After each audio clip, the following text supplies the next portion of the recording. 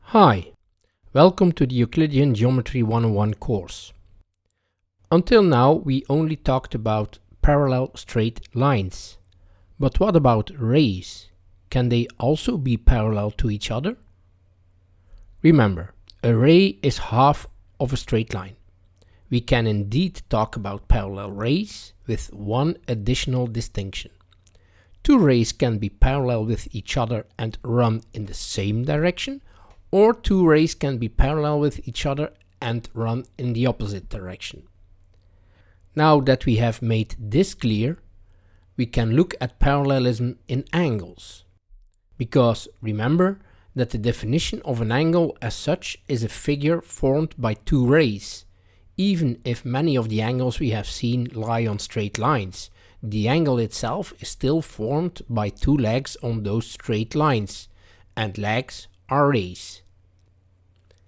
This directionality is important in proposition number 25, which states two angles with parallel legs are equal or are each other's supplement. They are equal if both the legs of the angles run in the same direction, or if both of the legs of the angles run in opposite direction.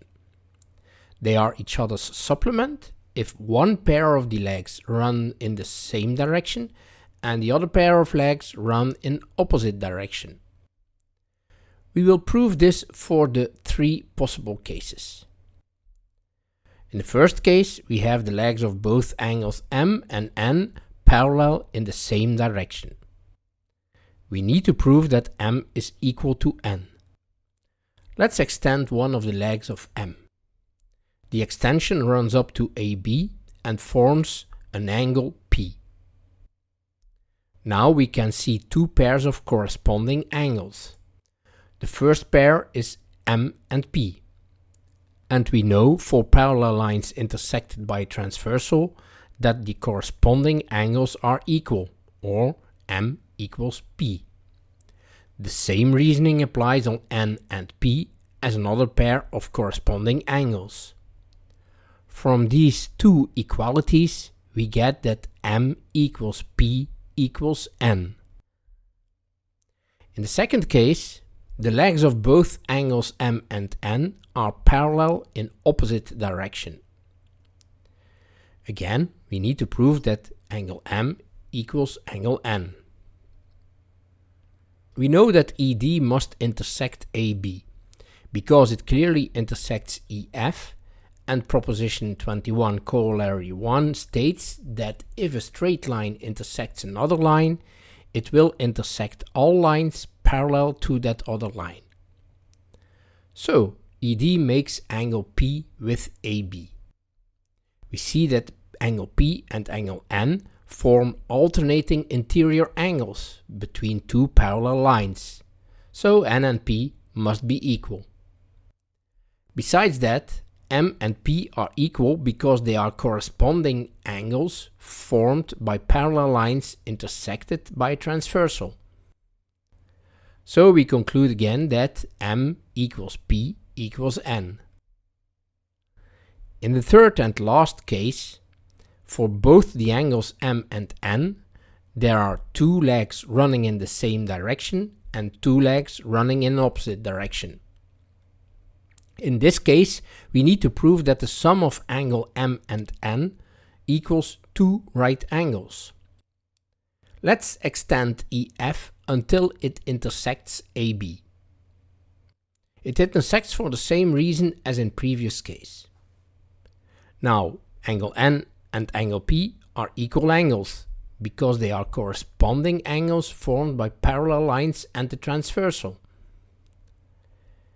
If we now look at angles M and P, we can see that they are consecutive interior angles, of which we know that they are each other's supplement. Combining those two facts results in angle N plus angle M being equal to two right angles. Let's summarize these results once again. Firstly, two angles with parallel legs are equal if the legs run both in the same direction or both in opposite direction. Secondly, two angles with parallel legs are supplementary if two legs run in the same direction and the two other legs run in opposite direction. So, the proposition 25 treated angles with parallel legs. But what about angles with perpendicular legs? Proposition 26 will give us the answer. It states that two angles with perpendicular legs are equal or each other's supplement. For the proof, analogous to proposition 25, we will be considering three cases. The two angles can both be acute, the two angles can both be obtuse, or one of the angles can be acute and the other one obtuse. In the first case, we have the two angles M and N both acute. The legs are perpendicular on each other. Angle M consists of rays BA and BC, and angle N consists of rays ED and EF. So BA is perpendicular on ED and BC is perpendicular on EF. We need to prove that the two angles are equal. Let's draw through B the rays BF' and BD', with BF' parallel in opposite direction to EF and BD' parallel in opposite direction to ED. We will now call R the angle made by BF' and BD'. From previous proposition, we know that the angles R and N must be equal because they consist of legs that run both in opposite direction and are parallel.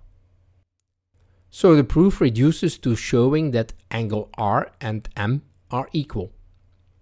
Now BD' is perpendicular on BA because BA is perpendicular on ED and BD' is parallel to ED. So BD' and BA form a right angle. Angle R is smaller than this right angle, and angle Q is the complementary angle to R, formed by BF' and BA. We also know that BF' must be perpendicular on BC, because BC is perpendicular on EF and BF' is parallel to EF.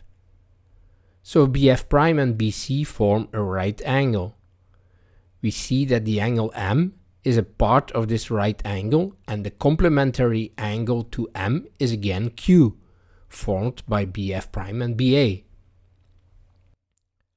As both M and R have the same complementary angle, they must be equal. The second case deals with two obtuse angles P and Q. The legs are perpendicular. Angle P consists of rays EF and EH, and angle Q consists of rays BA and BG. AB is perpendicular on EH and BG is perpendicular on EF. We need again to prove the two angles equal. The supplementary angle of angle Q is angle M, and the supplementary angle of angle P is angle N. From previous case, we know that these supplements are equal, so obviously the angles P and Q are also equal. That was a small proof.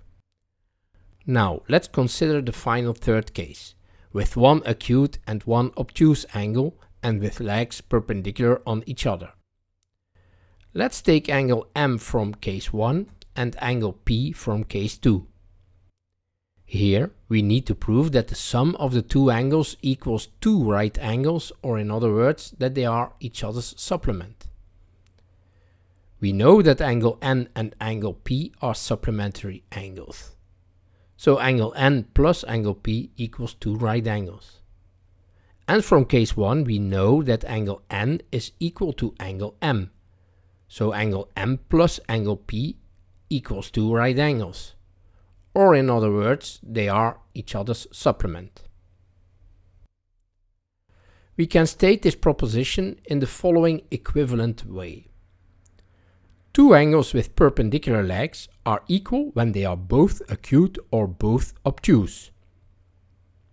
Two angles with perpendicular legs are each other's supplement when one of the angles is acute and the other obtuse. This concludes the discussion on parallelism in Euclidean geometry.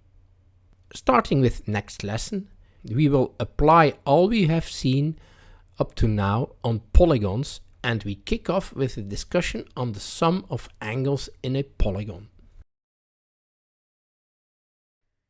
If you like this series, consider subscribing to my channel.